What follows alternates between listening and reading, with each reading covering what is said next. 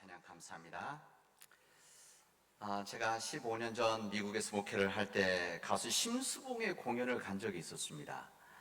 제가 목회자인지라 서울에 있을 때, 또 한국에 있을 때는 일반 그냥 클래식 공연, 이제 교회 성악이라든지 악기 하시는 분들 이제 공연은 많이 갔었는데, 일반 가수의 공연은 그때 처음 가봤습니다. 그리고 가수를 눈앞에서 실제 보는 일도 그때 처음 있었습니다. 그 지역에 있는 우리 한인 사회들이 있고 한인들이 많기 때문에 이 한인 사회 사람들의 이제 고향에 대한, 조국에 대한 뭐 이런 것들을 좀 이렇게 나누기 위해서 자주 한국에 있는 가수들이 아니면 뭐 배우들이 와서 이런 행사들을 공연을 한 일이 있었습니다. 심수봉, 아마 여러분들 가수 심수봉을 여러분 잘 아시겠죠? 뭐 이번 박정희 대통령 성하실 때도 그 근처에 있었던 그것이 유명하죠. 근데 뭐 그것도 있지만 그분이 노래를 아주 잘하시기 때문에 인기가 있었던 사람이었었습니다. 가수죠. 그때 이제 우리 교인들이 함께 가자고 해서 이제 근데 티켓을 준비했다고 해서 가는데 무료 공연이 아니고 그때 기억으로는 제가 기억하기로는 적지 않은 값이었었습니다. 근데 거기에 무슨 어느 대학의 강당을 빌려서 이제 공연을 했는데 거의 1000명 이상의 많은 사람들이 모여서 그 노래를 들었던 것으로 제가 기억하고 있습니다. 심수봉의 노래의 실력은 여러분 잘 알다시피 지금 뭐 트로트 뭐 이런 대세 뭐 이런 얘기하지만 아마 하여튼 그 당시 때 이 심수봉의 노래가 대단했었고 15년 전에도 정말 노래를 잘한다는 것을 제가 볼 수가 있었습니다. 제가 가요에 대해서 좀 문외한이죠. 제가 부르면 찬송가라고 생각을 사람들이 하니까 어쨌든 그렇게 좀 문외한인데 그 노래도 감동 받았는데 노래 정말 잘하더라고요. 했는데 더 감동을 받았던 것은 노래 공연할 때 노래 중간중간에 하는 이야기들이었습니다. 중간중간 이제 노래하다가 중간중간 이야기를 하는데 전혀 부담스럽지 않게 예수님이란 말은 하나도 안 들어가는데 예수님의 말씀을 하는 것이었어요. 깜짝 놀랐습니다. 거기에 모였던 사람들이 기독교인들이 아니죠. 대부분의 사람들 교회 다니지 않는 사람들입니다. 근데 이 심수봉 이 가수가 그 사람들 앞에서 노래를 하다가 또 중간 이야기하는 거 있지 않습니까? 할 때 예수님에 대한 이야기를 하는 거예요. 우리가 죽으면 하나님을 만날 텐데 얼마나 많은 사람을 사랑하다 왔냐 질문하시면 여러분들 어떻게 대답하시겠습니까? 이 질문을 하는 것이었습니다. 여러분도 삶에 사명이 있을 텐데 이 사명 가지고 여러분들이 어떤 일을 했는지 하나님께 물어보시면 여러분들은 무엇이라고 대답하시겠습니까? 이런 이야기를 그냥 이야기하듯이 하시는 것이었습니다. 후반에서 하여튼 자신이 크리스찬이라는 거 이야기를 했어요. 그때 힘든 어려운 일이 있었는데 너무 힘든 상황에서 주님을 영접하고 기독교인 되어졌다는 거, 그리고 지금 새벽 기도에 나가는데 새벽 기도에 나가서 우리 사회를 위해서 기도하고 있으니까 여러분 미국에 있더라도 절망하지 마십시오. 이런 이야기를 하는 것을 들었었습니다. 그때 제가 정말 감동 먹었습니다. 좀 부럽기도 했었습니다. 우리 목회자들은 대체 교회 안에서만 믿는 사람들을 놓고 이야기를 하는데 이런 분들은 하나님을 믿지 않는 이 비기독교인들을 놓고 하나님의 말씀을 그냥 이야기하고 전한다고 하는 이 사실이 참 부러웠었습니다. 그리고 대단하다 이런 생각이 들었습니다. 제가 만약에 믿지 않는 사람들 사이 목사로서 앞에 선다고 했을 때 제가 그런 이야기를 할 수 있을까? 내가 예수님을 믿었고 예수님의 어떤 말씀이 있었고 또 이렇게 살아가 봅시다 이런 이야기를 참 쉽지 않을 텐데 그런 이야기를 가수이기 때문에 앞에 나와서 그냥 자연스럽게 이야기하는 것을 보면서 그때 제가 이런 생각을 했었습니다. 선교라는 것은 이렇게 해야 되는 것이구나. 선교라고 하는 것은 믿지 않는 사람들 속에 들어가서 그들의 말로, 그들의 생각으로, 그들의 자세로 그들에게 주님을 전하는 것, 말씀을 전하는 것, 뭐 교인이 되라, 교회 나오라 이런 얘기 전혀 하지 않아도 그들에게 예수 그리스도의 그 삶을 그들에게 드러내 보임으로 인해서 하나님의 말씀을 전하는 이 일이야말로 이것 또한 굉장히 귀한 선교겠구나, 이런 생각을 해본 겁니다. 그래서 선교라는 것이 목사만 하는 것이 아니고 선교사들만 하는 것이 아니고 우리들이 하는 모든 일들은 선교 일이 되어질 수 있겠구나. 만약 혹시 학교에 계신 선생님들은, 여기 우리 교사 선생님들 또 어린이집 유치원 교사였는데 여러분이 있는 그곳이 선교지입니다. 여러분이 주님의 마음을 가지고 그들에게 정말 주님의 말씀과 사랑을 전할 수 있다면 예수님의 이름을 넣지 않아도 다 전할 수 있으니까, 이러면 여러분들은 선교사가 되어지는 겁니다. 여러분이 지금 일하고 있는 직장이나 일터 사업체에서 그런 마음을 가지고 일한다고 한다면, 그런 일들을 위해서, 이 지역사회를 위해서 일을 하고 있다면, 이런 일들을 위해서 내가 무슨 환경에 대한 일을 하고 있다면, 이러면 그 일은 선교사의 일입니다. 우리 병원에 계신 분들, 또 이런 도움을 주는 일들, 아까 제가 기도했지만 우리 장애인 복지관, 또 평화의 집, 소망의 문, 이 이주민 센터, 이 모든 일들이 다 그냥 시설 기관이 아니고 여기가 선교지입니다. 그리고 그 마음을 가지고 일한다면 그러면은 선교사가 되어지는 겁니다. 오늘은 총에서 정한 총회 선교주일입니다. 총회 선교주일. 1953년도 우리 교단이 시작되어졌는데, 이때 53년도에 이 동북교회, 중앙교회가 나눠진 것이죠. 어쨌든 이 1953년도 시작되어진 67주년 맞이하는 우리 총회는 지난 67년 동안 정말 귀한 선교 사역을 다양하게 해왔습니다. 복음이 전해지지 않는 지역에 선교하는 해외 선교 일을 지금까지 감당하고 있고, 우리 교회가 이 일을 감당하고 있는 겁니다. 뿐만 아니라 기독교 학교 교육을 통해서 이 학원 선교, 교육 선교를 해왔습니다. 사회적 약자를 섬기는 일들, 그리고 사회적 약자들을 돌보는 이런 복지 선교를 우리들이 감당을 해왔습니다. 그리고 오래전 군사 정권 시대 때에 다른 교단들은 참여하지 않고 다른 교회 외면에 있었던 이 군사 정권에 싸웠던 인권 운동도 사실 우리 교단이 했던 일 아니겠습니까? 그리고 이 지역사회를 섬기는 지역사회 선교, 또 하나님의 창조 질서를 지키는 이 생명 환경 선교, 이것도 요즘 이 코로나 바이러스로 인해서 우리 교단에서는 이 생명 환경, 이 부분이 지금 굉장히 강하게 지금 선교해야 될 일로 우리 인식하고 그런 준비와 그런 일들을 감당하고 있습니다. 외국인 노동자를 섬기는 다문화권 선교, 이 부분도 우리 기장교단이 처음 시작했던 일들입니다. 농촌 지역에서 하나님의 뜻을 세우려고 하는 농민 선교, 이 모든 다양한 선교의 일들을 우리가 지금까지 감당을 해왔습니다.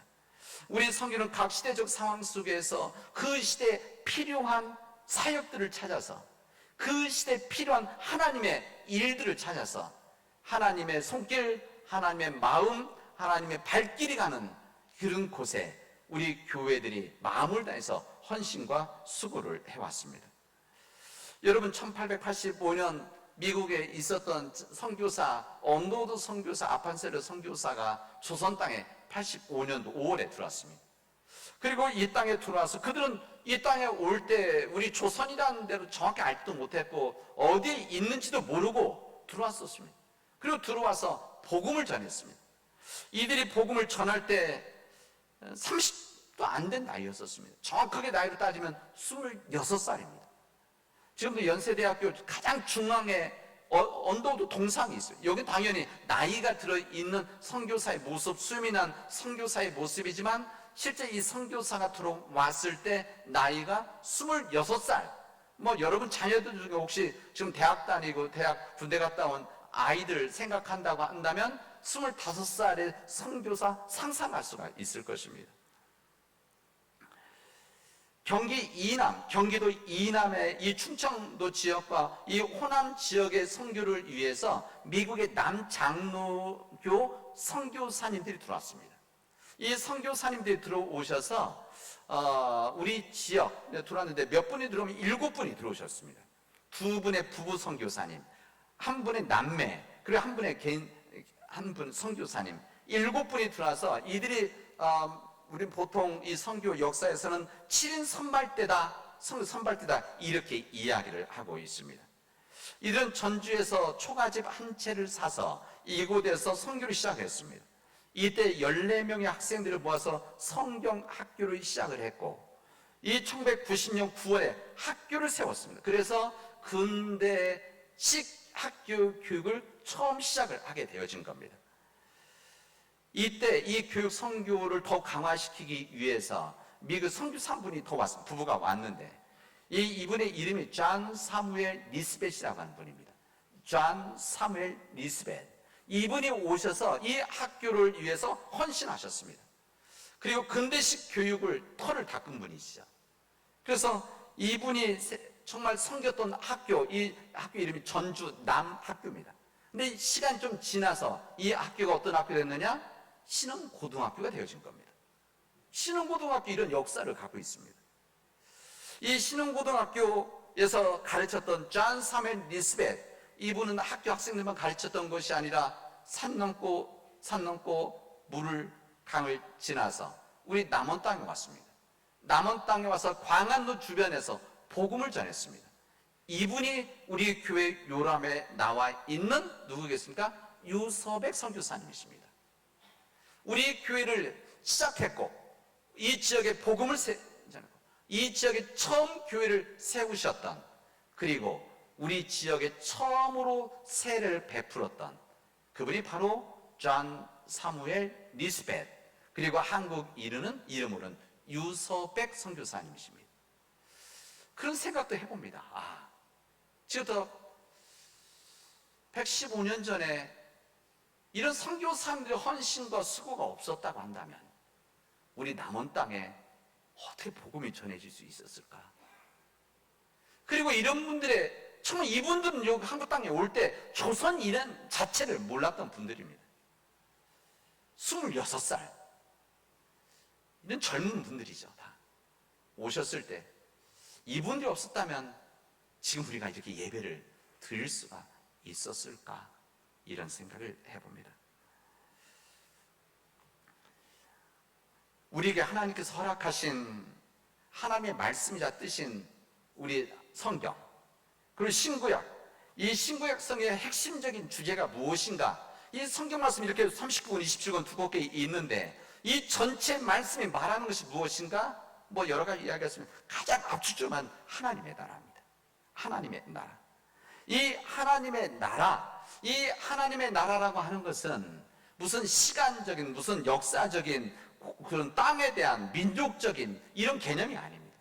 하나님의 나라라고 하는 것은 이 땅에 있지만 이 땅의 민족, 유대인이다, 조선족 사람이다, 이런 문제가 아니라 하나님의 나라라고 하는 것은 하나님이 통치하는 세상, 하나님의 주권이 주어져 있는 세상, 하나님의 말씀이 살아있는 세상이 바로 하나님의 나라입니다.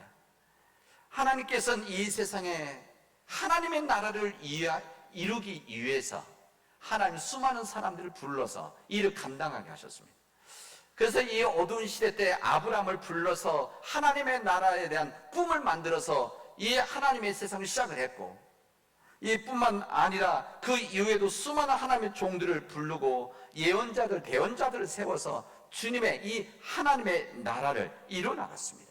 이게 바로 하나님 나라에 대한 역사라고 할 수가 있습니다. 이 구체적인 하나님의 나라가 어떻게 되어야 되느냐? 이 부분을 설명하고는 설명서가 무엇인가 하면 우리가 가지고 있는 성경책입니다. 이 성경책은 하나님 나라에 대한 설명서입니다. 우리가 하나님 나라는 어떻게 가야 되고, 어떤 일을 해야 되고, 어떤 사람들이 모여야 되고, 어떻게 이런 일들을 함께 꿈꿀 것인가, 구체적인 설명과 지침서가 우리 성경책입니다. 이 성경책, 이 하나님에 대한 이 정확한 이 말씀을 압축하고 압축해서 두 말씀으로 나눈다고 한다면, 한 말씀은 무엇인가 하면 하나님을 사랑을 해라. 오직 한 분이신 하나님을 사랑을 해라. 마음과 뜻과 정성을 사랑을 해라. 그리고 또 하나의 기도는 무엇이냐면 내 이웃을 내 몸과 같이 사랑을 해라. 이 두 말씀이 이 안에 담겨져 있습니다. 예수님이 이 땅에 오셨을 때 예수님의 첫 번째 말씀이 무엇이냐면 하나님의 나라가 이 땅에 왔다. 하나님의 이 땅이 시작되어졌다. 뭐 어떤 영어서는 하나님의 이 손 안에 왔다. 가까이 왔다는 이야기죠. 그렇기 때문에 회개하고 복음을 믿으라. 그리고 예수님 그 하나님의 나라를 끊임없이 비유를 통해서 알려주시고 예수님의 삶으로 보여주시고 끝내는 십자가를 통해서 이 하나님의 나라를 전하셨습니다.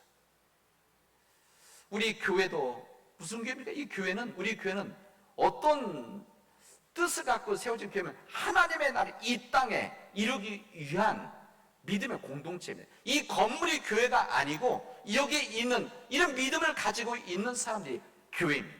우리가 교회죠. 우리가 한 사람들이 교회고 한 가정들이 교회입니다. 이 한 사람 개인 가정 우리 교회 공동체가 뜻하고 방향 뭐냐? 하나님의 나라입니다. 그런데 이 하나님의 나라를 이루시고 완성하실 때에 항상 하시는 일이 있어요. 이게 뭔가 하면 사람을 세우시는 일이셨습니다.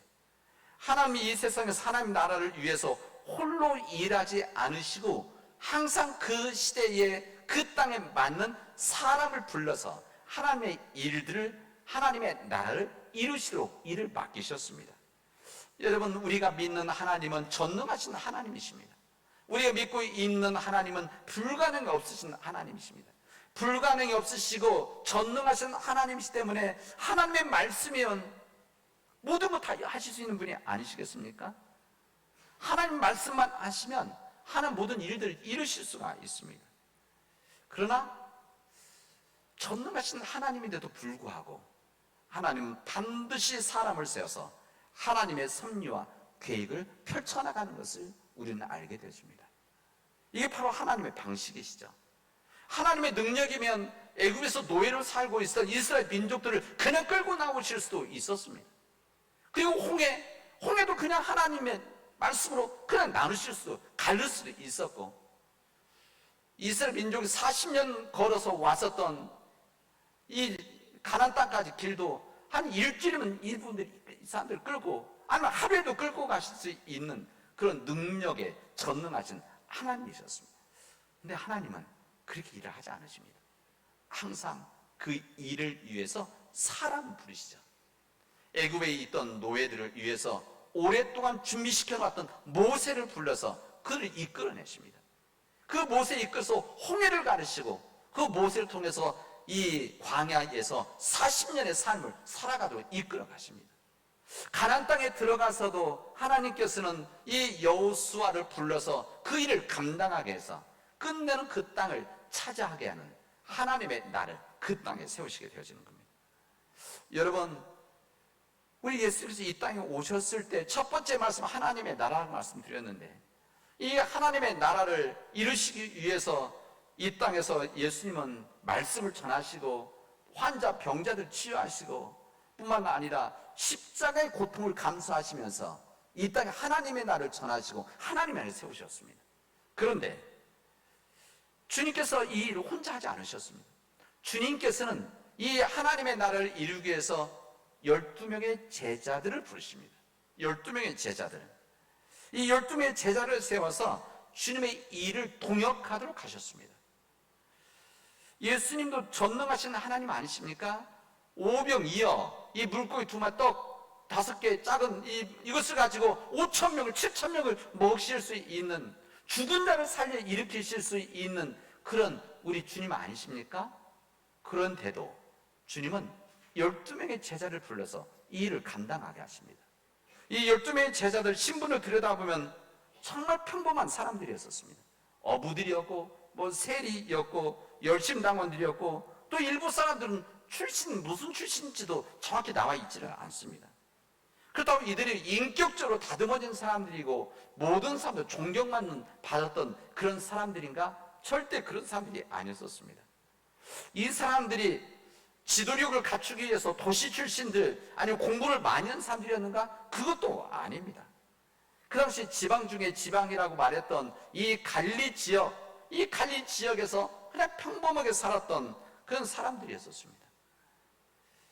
그래서 예루살렘에 예수님과 예수님 제자들이 올라갔을 때에 이 서울에 있었던, 예루살렘에 있었던 사람들이 이 예수님 제자들을 무시를 했었습니다.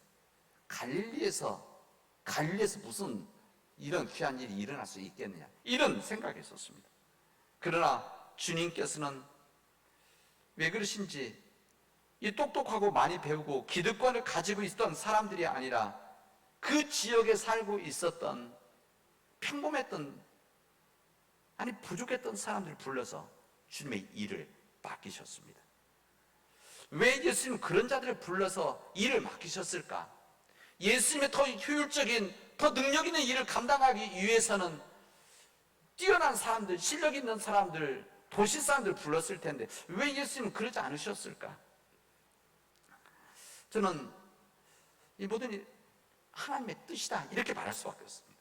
근데 만약에 이 해설을 붙인다면, 우리 하나님은, 우리 예수님은, 우리 성령님은 일을 하실 때 어떤 인간적인 힘, 사회적인 영향력, 개인적인 기득권, 가지고 있는 권력, 이것 자체를 영향받으시는 하나님도 아니시고 이것 때문에 하나님이 일을 할 수 있는 것이 아니라는 것을 알려주기 위한 하나님의 아주 적극적인 의도다, 저는 그렇게 생각을 해봅니다. 오늘 구약의 말씀에 예레미야서 우리가 말씀을 읽었는데 같은 맥락입니다. 하나님께서 예레미야를 불러서 말씀하시죠. 내가 너를 모태 지기 전에 너를 알았다. 내가 너를 태어나기 전부터 알고 있었다. 네가 배에서 나오기도 전에 너를 내가 구별을 했고 선별했고 내가 너를 여러 나라의 민족을 위해서 선지자로 세우겠다, 이런 말씀을 하십니다. 보라, 내가 오늘 너를 여러 나라와 여러 왕국에 세워서 그들을 뽑고 파괴하며 파멸하고 넘어뜨리며 건설하고 심게 하였느니라 하시니라. 이 파멸되어지는 이스라엘과 무너질 수 있는, 하나님의 뜻대로 서지 못하는 나라들이 무너질 것이라고 하는 이런 일들을 네가 말을 전해라. 그들에게 말을 전해라, 이런 이야기. 성전에 가서 이야기하라는 것이 아니라 세상에 나가서 너 그렇게 이야기를 해라, 이렇게 주님이 말씀하셨습니다. 근데 오늘 성경에 보면 어떤 이야기가 나오는가 하면, 이 이야기를 들었던 이 에레미야가 무슨 이야기냐면, 슬프도소이다 주 여호와여 보시옵소서, 나는 아이라 말할 줄을 하지 못합니다. 여기 아이라고 했는데 사실은 나이가 몇 살, 20살이었습니다. 이게 젊다는 이야기죠, 아이라고 했던 표현은. 그러니까 무슨 말, 내가 너무 어려서, 너무 젊어서 이런 다른 나라 지도자들에게 망해가는 이 이스라엘이 유다 땅 위에 다른 옆에 있는 나라들에게 가서 당신은 망할 것입니다, 이런 이야기를 나는 못합니다, 이렇게 이야기를 합니다. 그럼에도 불구하고 하나님은 그를 불러서 이 귀한 주님의 사역을, 대언의 예언의 역할을 맡기시게 되어집니다. 이게 바로 하나님의 나라의 일들입니다. 사람들은 에레미야처럼 창에 큰 힘을 가져야 하나님의 나라, 저는 아이라서 말 못합니다, 내가 젊기 때문에 말 못합니다, 반대로 내가 너무 나이가 많아서 내가 무슨 능력이 있습니까, 저는 글을 못합니다, 이런 사람들에게 오늘 하나님은, 하나님의 일이라고 하는 것은 너희들이 하는 일이 아니라 내가 하는 일이다, 이것을 우리 기장에서는 미시오 데이, 그래서 하나님의 성교, 이렇게 이야기를 합니다. 우리 기장의 성교, 이 타이틀이 하나님의 성교입니다. 하나님의 일들을 우리가 동참하는 것이지 우리가 하는 것이 아니다, 이것이 우리 교단의, 아니면 우리 교회의 성교 방향입니다. 그 때문에 우리가 나이가 있든지 없든지, 내가 어떤 능력을 가지고 있든지 없든지 관계없이 지금 우리를 통해서 일하시고 싶으시다, 우리를 통해서 사람을 들어서 그 일을 감당하시겠다고 하는 것이 주님의 뜻입니다. 여러분, 오늘 성교주의를 맞이해서 성교라고 하는 것은 성교사만이 하는 일이 아닙니다. 여러분 항상 그런 생각하는데, 여러분 우리가 부름받은 이 땅, 여러분 115년 전 하나님 뜻이 있어서 우리 남은 제일교회, 그때 남원읍교회, 그 이전에 교회 이렇게 얘기를 해요. 예수교회 이렇게 얘기했는데, 어쨌든 하나님의 뜻이 있어서 우리 교회를 세우시고 우리를 부르신 겁니다. 그리고 지난 115년 동안 우리 믿음의 선배들에 의해서 이 땅에 그런 선교적인 일을 감당을 해왔습니다. 여러분, 이 땅은 우리에게 허락해 준 하나님의 선교지입니다. 여러분, 남은 땅은 우리에게 허락해 준 하나님의 선교지입니다. 이 선교지에서 우리가 무슨 일을 해야 될 것인지를 이제 우리가 고민하고 기도하고 이 일을 위해서 우리가 하나가 되어지고 믿음으로 함께 그 일을 걸어나가도록 합시다. 하나님께서 이사야 선지자를 부르셨을 때 내가 누구를 보내며 누가 우리를 위해 갈고, 이사야 6장에 있는 말씀입니다. 이때 했을 때 이사야 선지자가 이렇게 고백합니다. 내가 여기 있나이다, 나를 부르소서, 이렇게 말씀하십니다. 여러분, 우리 교회가 이런 믿음의 고백이 있기를 바랍니다. 주님의 일에, 주님의 부름 앞에, 이 시대의 요청 앞에 우리가 내가 여기 있습니다, 우리 가정이 여기 있습니다, 우리 교회가 여기 있습니다, 우리를 보내주십시오. 나는 부족하고 연약하고 가진 것 없지만, 내가 나이도 어리지만, 내가 나이도 많지만 하나님 주신 은혜 안에서 내 인생을 주님 앞에 드리겠습니다. 이런 마음을 가지고 한번 부름받은 믿음의 삶을 살아가도록 합시다. 아이와 같은 에레미야를 열국의 예언자로 부르시고, 갈릴리 어부들을 사도로 부르시고, 끔찍한 박해자에 썼던 이 사울을 바울로 만들어서 이 이방 민족들을 위해서 복음을 전해서 이 땅에까지, 여기까지 복음을 전하게 하셨던 이 하나님의 부름의 역사, 이 역사가 우리 안에서 이루어지길 바랍니다. 여러분의 인생 가운데서 하나님, 내가 이제 70, 80, 90, 내가 이 중에서 하나님 한 1년만이라도 내가 하나님 내 거 내려놓고 주님을 위해서 봉사하겠습니다, 선교하겠습니다, 선교지에 가서 제가 목사가 아니지만 1년 동안 그 지역 가서 선교하고 헌신하는 일을, 가서 밥 해주는 일들을, 뭐 도와서 선교하는 일들을 하겠습니다. 여러분, 할 수도 있는 겁니다. 전 제 마음속에 우리 청년들, 정말 우리 선교부 예산에서 1년 동안 우리 청년들이 군대 가듯이, 아니 평화봉사단은 가듯이, 뭐 이런 교육 가듯이, 코이카 봉사 이렇게 가듯이 우리 교회에서 청년들이 만약 간다고 한다면 1년 정도 우리 교회가 지원해주고 한번 선교지에 가서 삶에 눈을 뜰 수 있게 만드는 그런 일을 감당할 수 있다고 한다면 참 좋겠다. 그리고 이 지역의 선교의 일들, 이 지역 살 수 있는 우리의 선교일이 얼마나 많이 있습니까? 이 지역의 80% 정도는 교회를 안 다니는 사람들입니다. 실제 그렇습니다. 이들에 대해서 복음 전하고, 또 이 지역의 주님의 이름을, 주님의 말씀을 가지고 이 상황과 사회를 변화시켜야 될 일들, 우리가 그런 일들을 감당할 때 우리는 이 땅에 선교사의 삶을 살아갈 수가 있습니다. 이 일에 여러분들은 부름을 받고 있습니다. 여러분, 이 믿음의 도전 앞에 믿음으로 응답하는 주의 백성들이 되어질 주님의 이름을 축원하겠습니다. 기도합시다. 하나님 감사합니다. 하나님께서 역사해 주셔서 우리를 불러서 이 남원을 맡기시고 이 남원 지역에서 선교사의 삶을 살아가게 하시니 감사드립니다. 주님, 우리의 이 모든 일들에 선교적인 힘이 모아져서 선교의 역사가 이루어져서 우리가 이 흘러 넘치는 은혜를 가지고 우리 아직도 주님을 알지 못하는 해외 선교지에까지 우리 하나님의 복음을, 사랑을, 은혜를 전할 수 있도록 인도하여 주시옵소서. 주님, 이 일을 위해서 우리가 조금 더 힘들어하고, 우리가 이 모든 선교적인 일을 위해서 우리가 불편해하고, 이 선교적인 일들을 위해서 우리가 십자가를 감당하는 것을 즐겨 할 수 있도록 인도하여 주시옵소서. 이 모든 말씀을 예수님의 이름으로 기도합니다. 아멘.